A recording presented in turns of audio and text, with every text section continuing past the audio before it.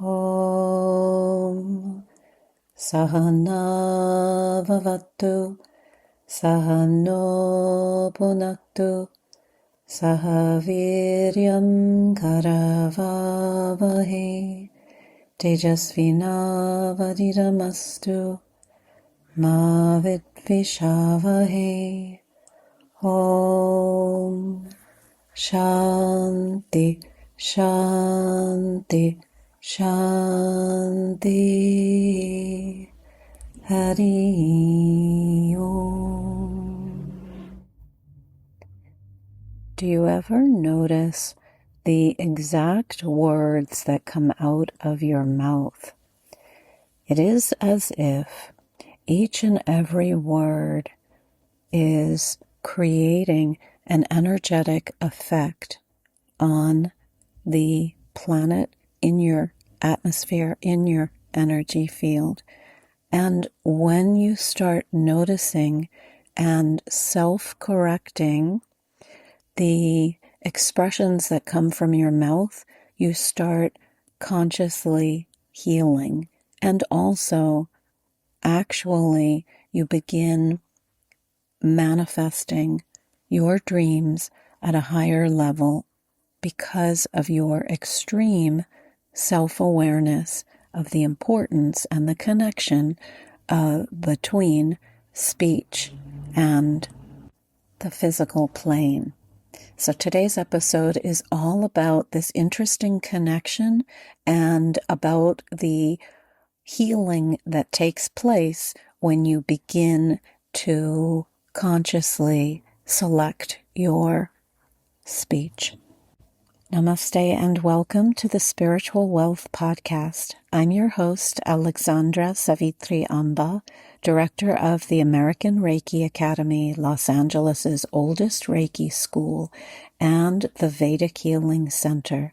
I'm a Reiki master, Vedic healing master, clairaudient channel, and healer who has practiced and taught spiritual self-development and healing for more than 35 years, led pilgrimages to India, and studied with blessed Indian gurus. In this show, we cover topics related to metaphysics, Reiki, Vedic healing, manifestation, spiritual growth, and feng shui, based upon my studies and work in these disciplines. The aim of this show is to help you awaken, develop, and tap into your spiritual power so you may live well, manifest your dreams, and ultimately fulfill your unique divine destiny by working from the inside out. It all begins with energy. So today's episode comes on the heels of two episodes I recently did. One was about becoming unattached to outcomes in your life and how those outcomes would look. And the other one was about releasing unwanted things and energies and conditions in your life. So I'm very deliberate when I'm speaking these episodes, and I told a story in one of those. I think it was the one on becoming unattached to outcomes, where I spoke about being with Guruji and wanting something to happen, a certain project I was working on, and having to release and give up the way that was going to occur, and being unattached to the outcome. And while I was speaking, I used a word that didn't feel right, but I let it go. I didn't edit it. I didn't go back through and edit it. I usually don't edit my episodes. So I want them to be pretty organic, which is why sometimes they have the ums and the hms and the sounds of me working through the process, whatever I'm trying to explain. But I want them to represent the reality of how I teach, and also show you the process that occurs when we're working through something in our mind. And so before I get into the episode, an interesting thing happens when you teach. And when you teach, you start also becoming the student. You start listening to what you're saying and evaluating it so that you can adequately explain your concept and teach better. And so that's the process that happens with me all the time. So in one of those episodes, I used a word that wasn't the right word, and it didn't feel right, but it did feel right. And I'm going to explain that in a second. And then I thought, this is healing in real time. This word, using this word, is a representation of healing in real time. So I thought, I'm going to leave that word in, and I'm going to just allow it to be, the episode to be. And then later I thought, no, I have to talk to the listener again. I have to show them, demonstrate to them, to you, what healing looks like in real time for me. So sometimes we think healing is about lying on the table and receiving a session of body work, or doing a verbal session with the teacher. I do a lot of sessions that are not body work, that are clearing patterns that we have in our being. It's through an interesting dialoguing process. So we clear unhealthy patterns around love or money or purpose or whatever is up for you. Could be anything. And so I thought, let me show you my own healing in real time. And I'm going to tell you what the word was that I used.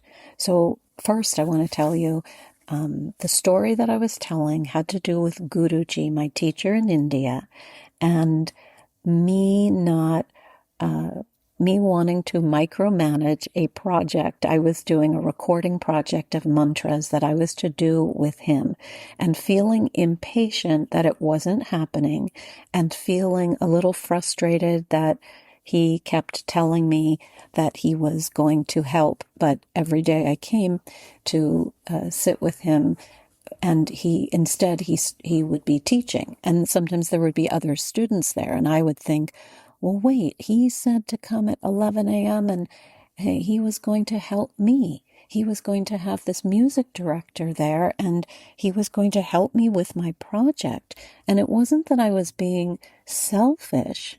I just thought, well, he keeps telling me to come here, and it's not happening.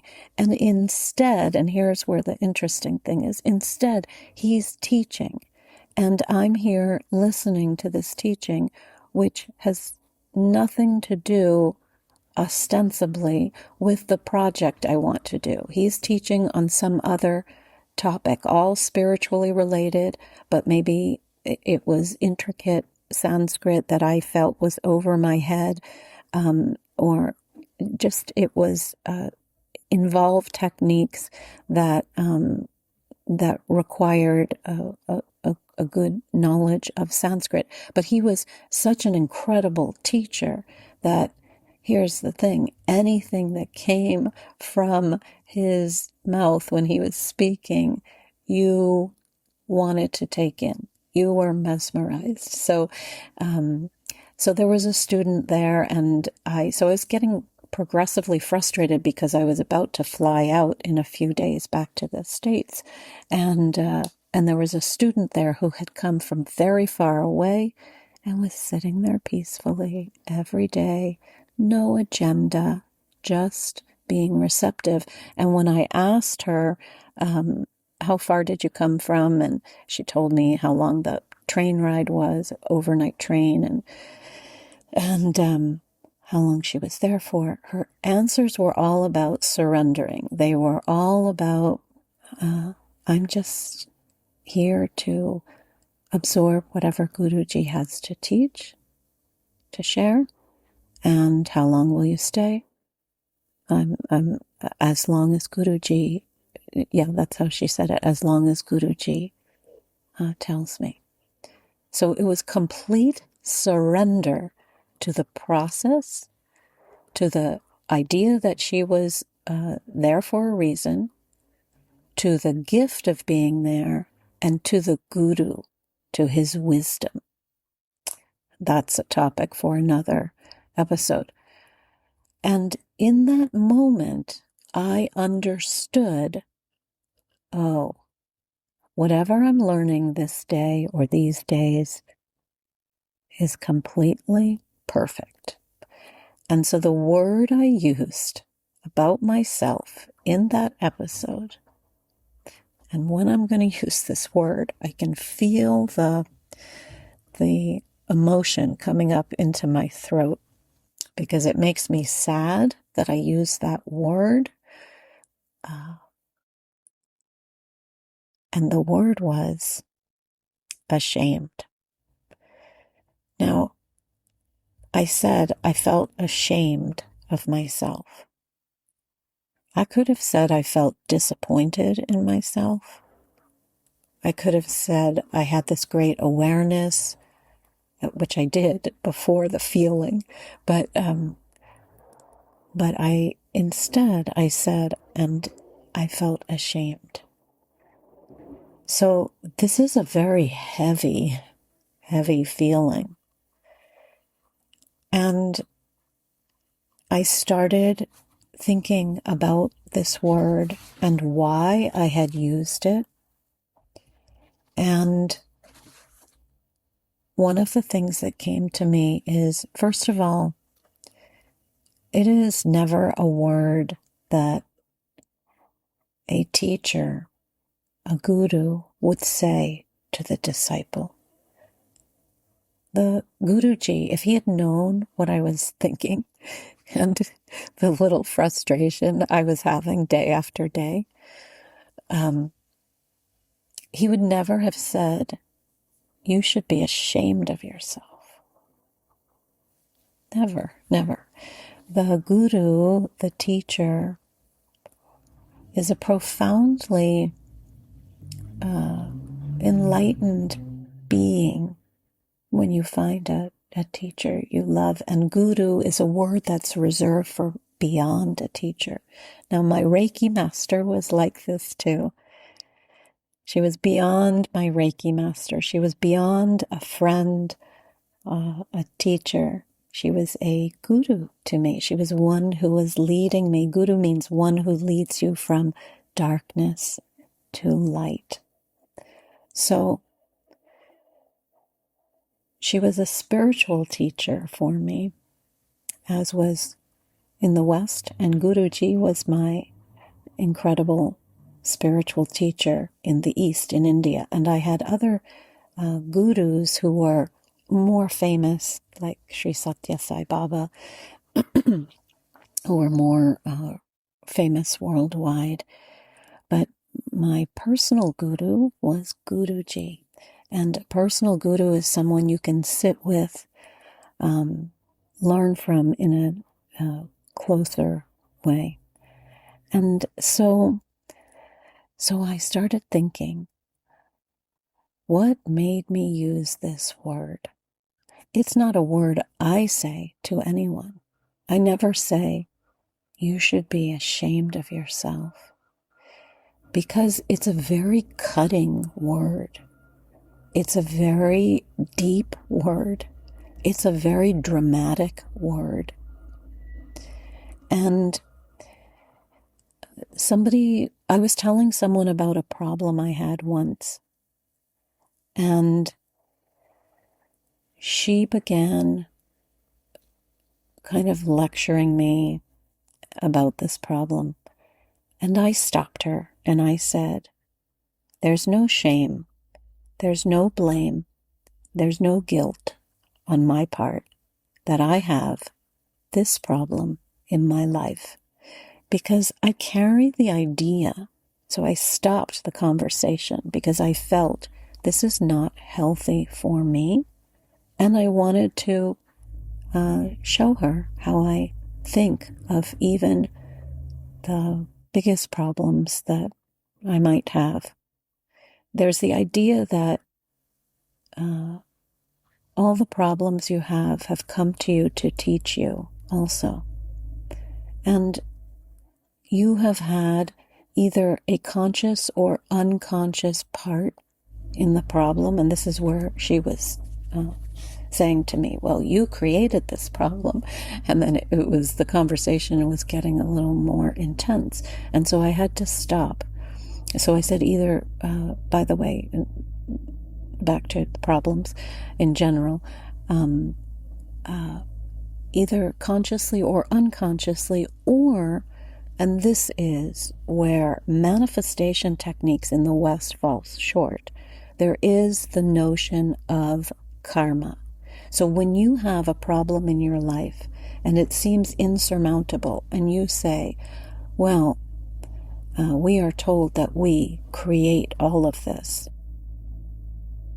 How did I create this? Why would I create this? On a conscious or unconscious level. You can also think of, and I'm not saying blame, but consider the element of karma. This means something that it is the response to an action. It doesn't mean, so it is something unknown. There are different types of karma also. I can talk about that in another episode. But it's something unknown beyond you that has occurred at some point, and now there is something happening as a result of that. So it's not a bad thing, and it's not a good thing. It just is. It is just something that is happening.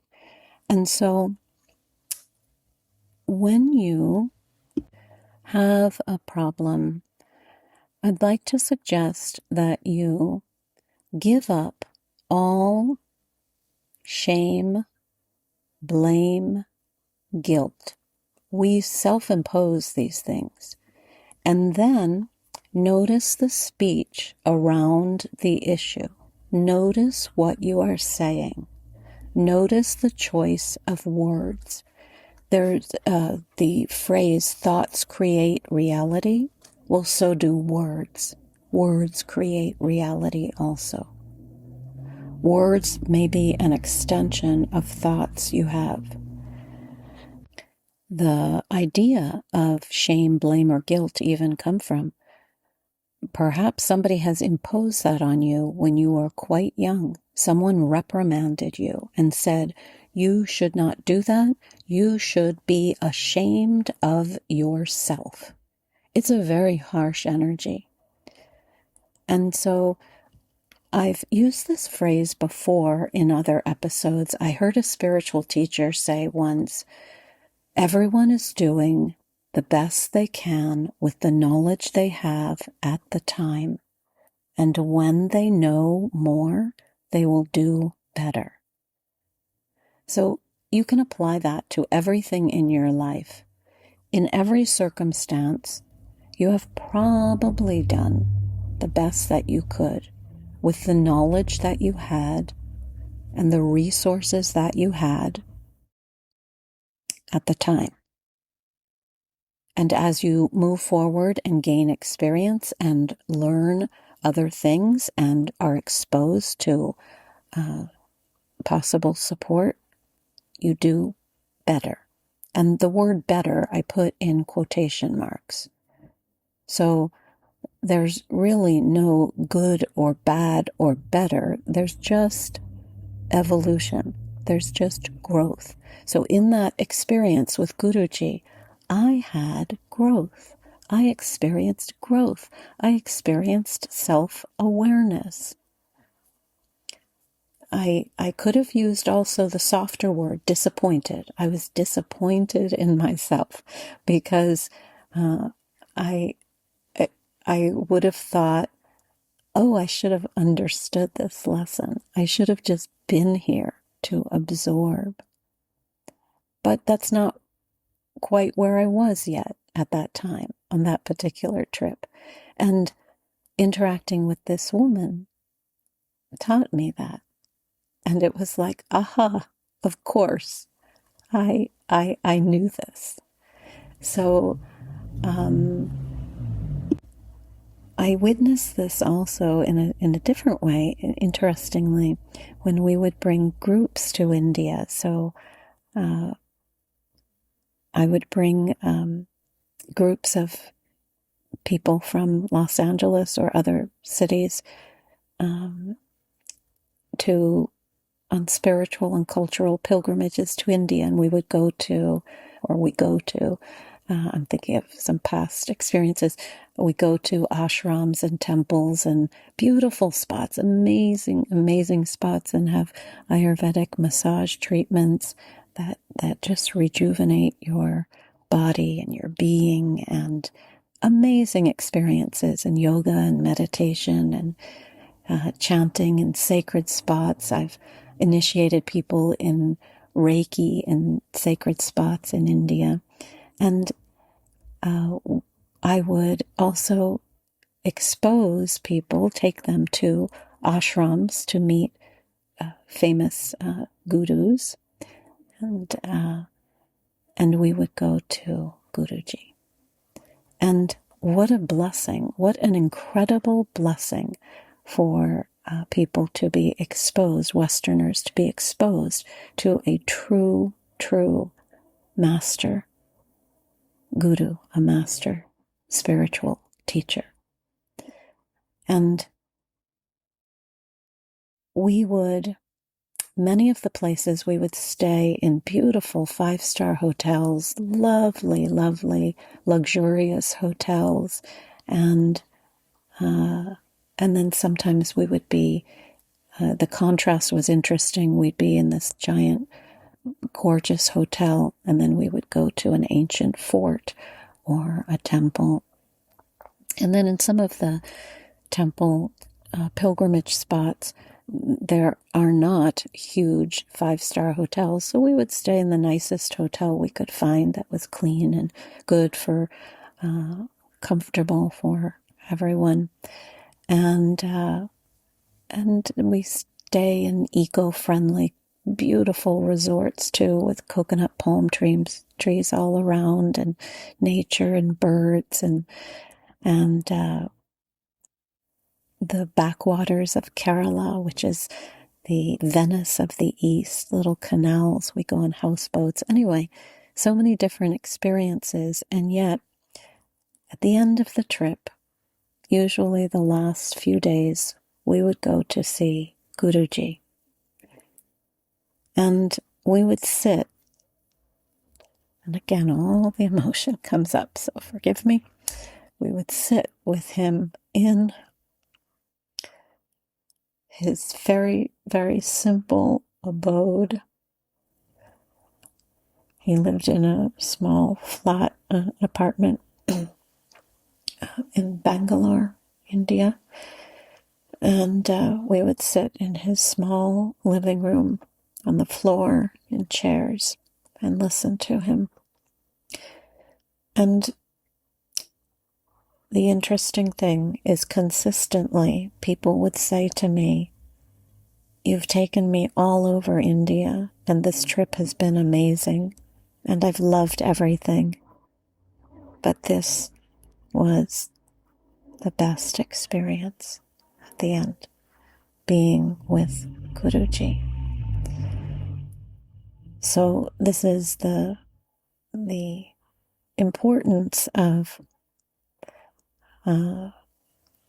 finding these special experiences in life and valuing them, of course, valuing what the interaction can teach you.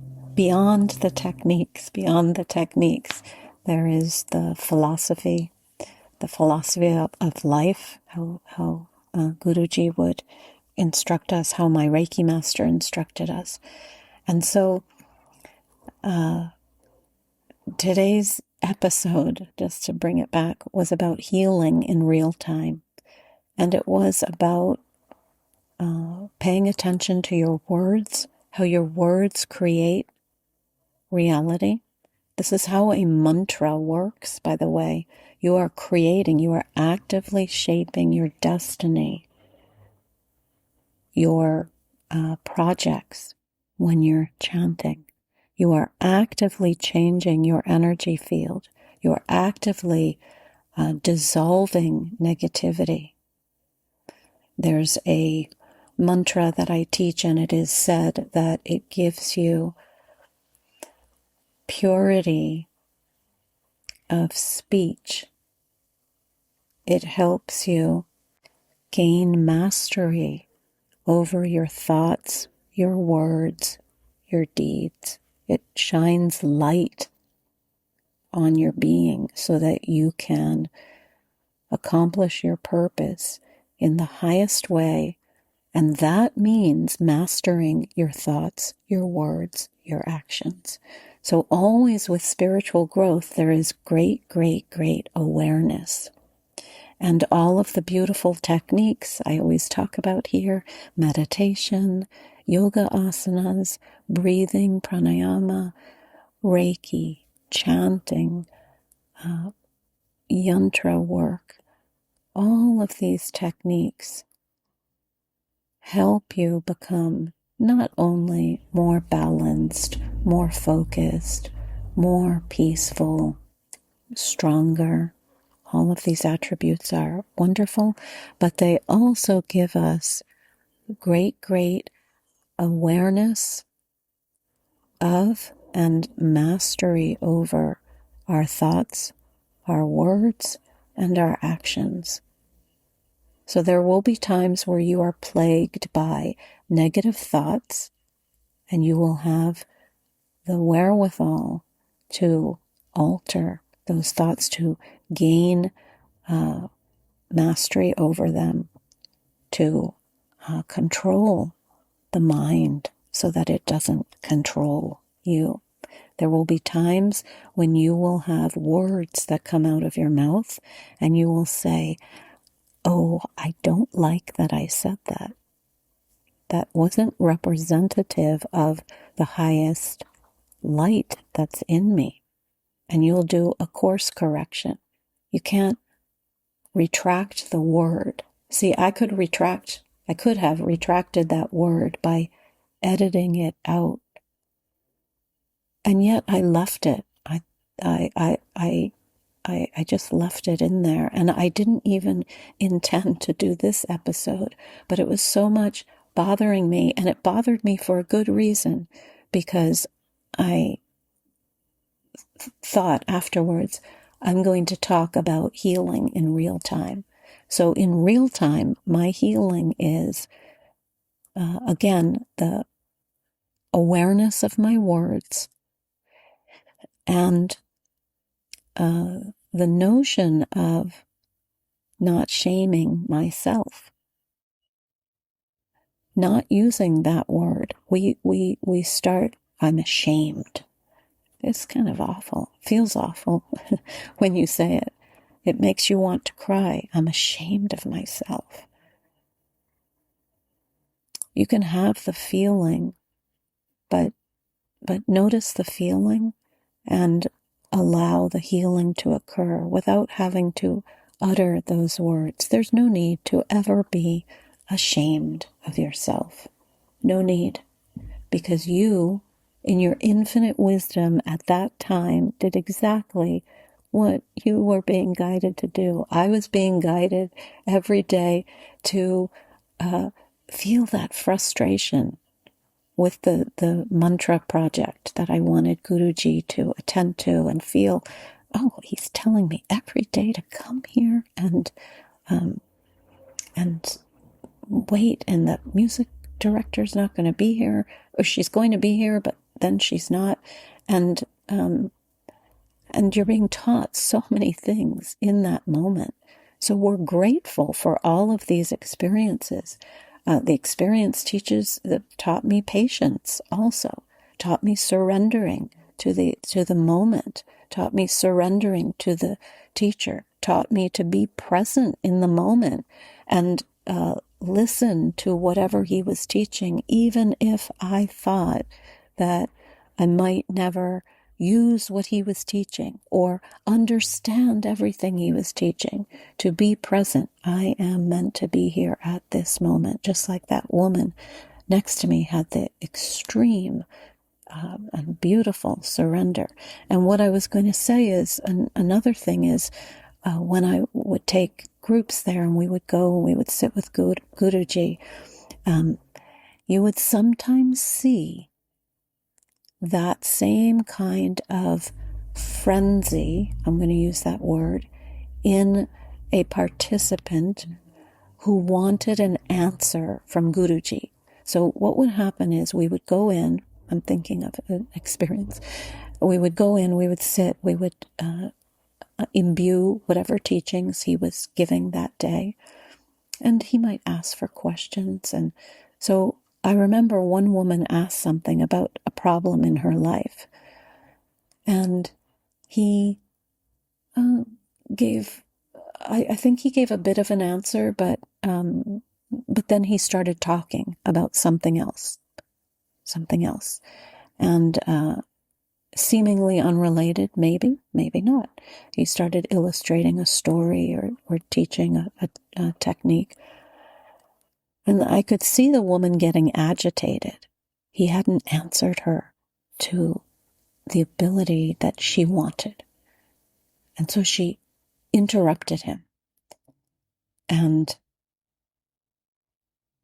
in India, that would be considered disrespectful. I mean, she did it nicely, but otherwise you're sitting there, you're listening. And of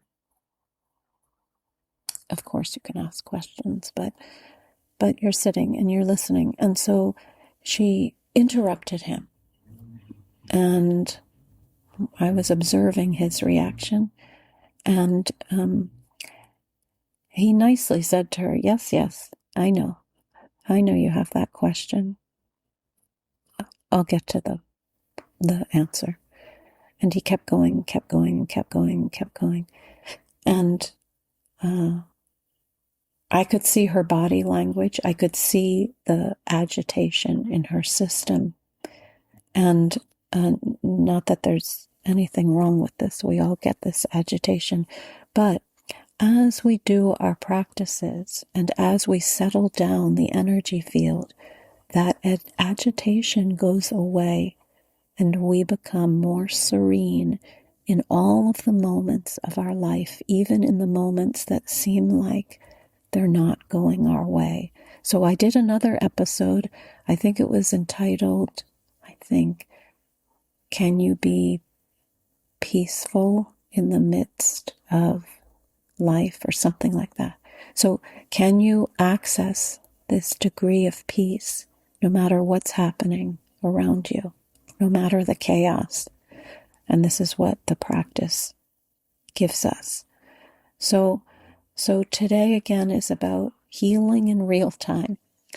You can't necessarily pull your words back into your mouth after they've left, but you can say, if you say a word to someone that is not, that you don't like, you can say, I'm sorry I said that.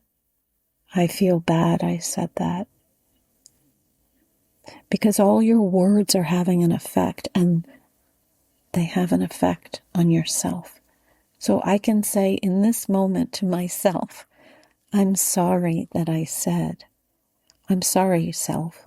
I'm sorry that I had that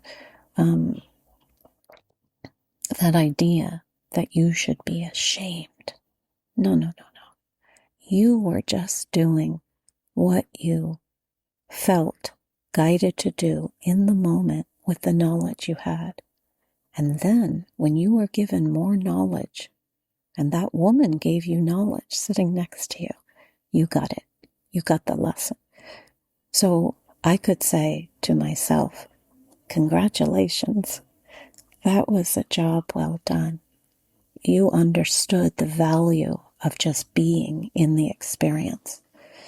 So in your life, if you are feeling any shame, blame, guilt, this episode is also about giving all of that up. You are perfect right now, right here, where you find yourself at this point in time. And as you keep working, you keep expanding and becoming brighter and more knowledgeable, and ultimately having mastery over your thoughts, your words, your actions. So everything you do is dedicated to the good. Everything you say is dedicated to the good for all concerned. Everything you think is dedicated to the good for all concerned. What does that mean, the good for all concerned? To divine wisdom, to light, to the highest energy you can imagine. So every day is a day of surrendering your cares, your worries, your problems to a higher wisdom, to a light that exists. And when you do your dedicated spiritual practice with all of its elements consistently, you start becoming and merging with that light. That's what it means by becoming enlightened, full of light, full of presence. That's why we seek out the guru. The guru has mastered a degree of light that is like a moth to a flame. He or she is that flame, and you are the moth. As I said, I could take people to the most opulent hotels in India, and yet they always said to me without fail, the best experience on this trip was being with Guruji. So today, be easy with yourself, be kind to yourself, be loving to yourself, be the light that you seek in prayer, in meditation. Be that light. You become that light by doing the practice and doing it more and more and more, and acknowledge yourself for what you are doing, for the strides you are making. So there's never, oh, I'm ashamed that I haven't created this by this age. I'm so disappointed in myself that I haven't manifested such and such. I feel behind in my life. Everyone else is doing or achieving more than I am. People younger than I am have achieved a lot more than I have. Things like that. Just ridiculous things like that. Everybody is on a trajectory that is unique unto you, and you have all of your amazing skills to help you. And then you have this unknown, this karmic destiny to support you and help guide you and lead you. So today, let's chant. Let's stop with the words and the instruction. I hope some of this was helpful. I hope it gave you food for thought. And let's relax into sound, into pure light through this beautiful sound vibration that helps you connect more with the wisdom within you. Om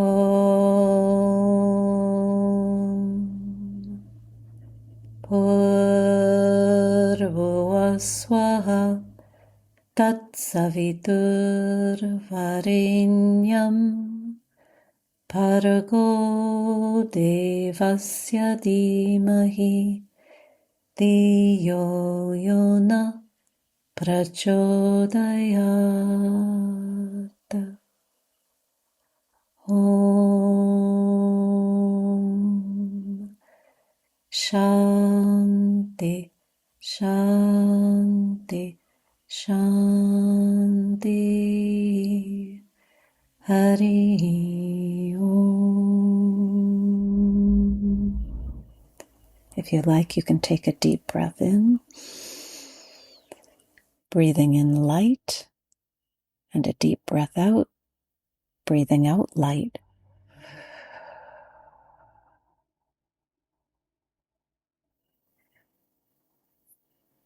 You think you're made up of cells and organs and muscles and tendons and ligaments, and oh yes, there's also this soul thing out there that seems kind of esoteric, but you're made up of prana, of light, of energy.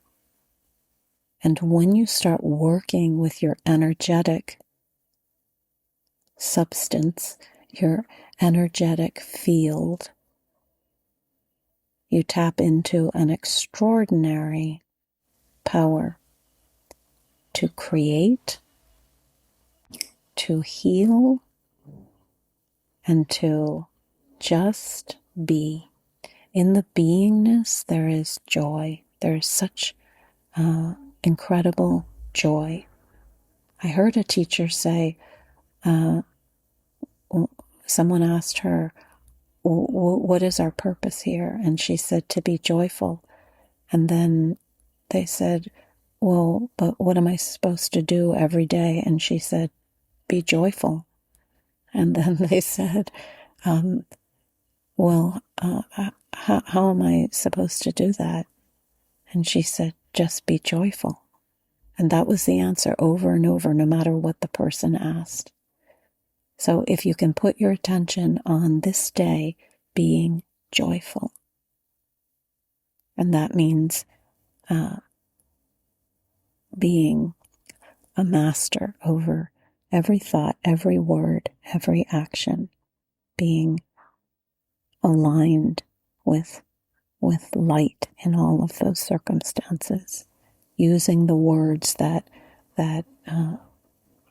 create the resonance within you that is joyful and bright and light and contributes to the good on this earth.